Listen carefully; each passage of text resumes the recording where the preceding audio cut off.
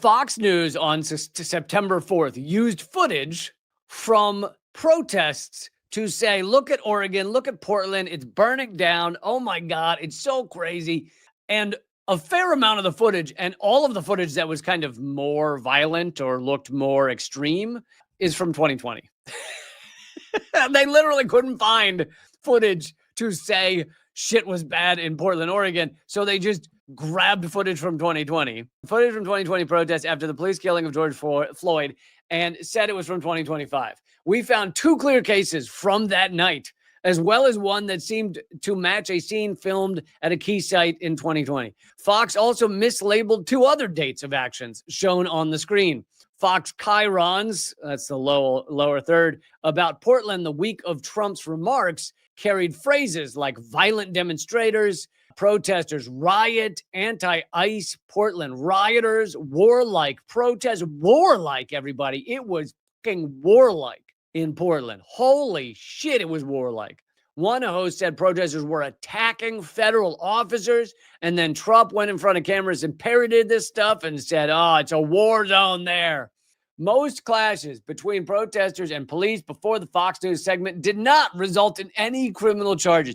And you got to figure, the cops want to arrest people, right? They want to say, oh, we got all these violent protests and we arrest them. And even they in Portland couldn't find people to arrest and charge. It didn't result in any criminal charges or arrests alleging protesters committed violence. What's more, and then of course there's the debate is whether property destruction is violence, but this article is assuming it is. What's more, based on news releases from federal and local authorities, charges and arrests for assault, arson, or destruction of property were also almost entirely confined to a period that ended the night of July 4th. Videos after the date captured numerous images of federal officers forcefully moving in on protesters without corresponding criminal charges alleging protester violence. This is a common tactic of federal troops, but also police, is you'll have peaceful protesters there, holding signs, chanting, and then they march into them, greatly increasing the chance that they're going to arrest someone for, some kind of violence against them, because they're thrusting themselves in to create violence. But of course, these were no normal Fox News segments. These resulted in federal troops being sent to Oregon. Fox spliced footage from 2020 in its coverage and claimed it was 2025. So here is one example I'm going to put on the screen.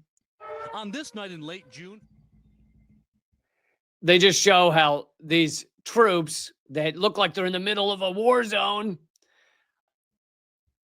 was actually from 2020. And it also aired on Fox News. So they're reusing their own footage from 2020, meaning they didn't find it online and think, well, maybe it's last night, who knows, which is still not journalism, right? It's still propaganda, it's still garbage, it's still fake. But this is them taking their own footage from 2020 and claiming it's 2025. And ProPublica was able to show that this is the same shit. Here's another scene showing police in riot gear spraying, hosing down protesters, also from 2020. Trump then apparently watched this footage that aired September 4th, shot at a slightly different angle, blurs out spots where graffiti was visible on the building. And I'm assuming that the reason they blur the graffiti is probably because it had to do with George Floyd or Black Lives Matter, and they kind of figured that people would know that this was not 2025 if it was Black Lives Matter. But anyway, on screen at that moment is a U.S. Navy veteran who was pepper sprayed and repeatedly struck with a baton. But it didn't happen in 2025. The video was posted on social media in 2020. We're just going to let violent rioters do this for 80 straight nights, and we don't care. I mean, the real reason they were using 2020 was not that there were no protests in Portland, Oregon against ICE. There were, but they were all very peaceful. They were all like drum circles and people in like fucking mascot outfits dressed up as chickens or whatever. Like there's been montages of all the like mascots that they've dressed up as in Portland. And you can't show that and be like, it's a war zone down here. And then you see a duck dancing. It doesn't work as well. So instead they grabbed all this footage from 2020. So then Trump didn't say exactly what he watched, But he comes out in front of reporters September 5th, the day after, and says, I was watching TV last night. I didn't know that was still going on. It's been going on for years. Trump believed the laughable lies from Fox News, then sent federal troops to Oregon. In a September 2nd segment featuring the video from the day earlier, Bill Hemmer on Fox News said it shows riots raging. Anchor Trace Gallagher teased another September 2nd news segment by once again showing the video saying it's a riot outside of Portland ICE facility. But first of all, that was from days before. The other problem is it's not, they keep calling it a riot.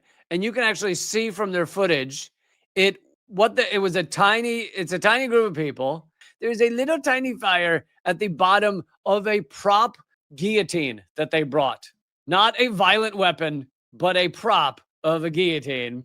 And that is what Fox News is complaining is a riot. The protest rage. Here's the tiny fire and the guillotine. And as you can tell, it is just riotous. It's end of days, man. End of fucking days. The September 1st protest had little to no energy, according to an internal Portland police summary, before federal officers dispersed the crowd to collect a prop guillotine. Katie Daviscourt, a Trump-aligned, so that's the tear gas you saw, was when the cops, rather than just march in and grab the guillotine, they decided to spray a peaceful crowd with tear gas to take the guillotine away. So they create violence, and then they go, oh my God, it's violent. Kate Daviscourt, a Trump-aligned commentator who filmed the clips, noted on X that protesters were having dance parties and that their main problems were not leaving restricted areas, burning a flag, and possessing a deadly object, a guillotine. There were these peaceful protests in Portland against ICE. They went on for several days. There are, at any peaceful protest, there's usually drum circles. There's usually chanting, because if you're going to stay there a long time, you got to keep people's energy up. And so, believe it or not, there was a Portland resident who got annoyed that these people were chanting for several days. Oh my God. Well, guess what? That's her right to get annoyed. It's also the right of peaceful protesters to protest. She was annoyed. It happened. And so there's video of her yelling at them saying, we the people need to sleep. What are you doing? Okay. So Fox News takes this one clip of someone yelling that they don't like it. And not only makes a big deal out of it, like they're driving Portland residents nuts, and not only makes a big deal out of it, but pretends it's happening every day. So they keep showing this clip of the same person saying we need to sleep, stop making all that noise, turn it down, and they keep playing it day after day, acting like it's happening that day. The next day they play the clip again. In reality, the confrontation was from a video months before. God, the effort they have to go to pretend this was a riot is amazing. So then Trump says he's sending federal troops. It's just a perfect mix, isn't it, of of propaganda. I guess it starts with propaganda. People actively deciding we're going to take clips from 5 years ago and pretend they're last night. But then combined with idiocy, both the idiocy of the people at Fox News and the idiocy of Donald Trump and the idiocy of other people across this country watching it and going, oh my God, Portland's a war zone. And then you add in the power of the presidency, the power that this lunatic can just send federal troops wherever he wants. And then you add in the fact that he's rigged the Supreme Court to allow him to do these things. It really is just it's just a perfect stew of corruption and idiocy and propaganda and fascism, and just a wonderful, wonderful mix.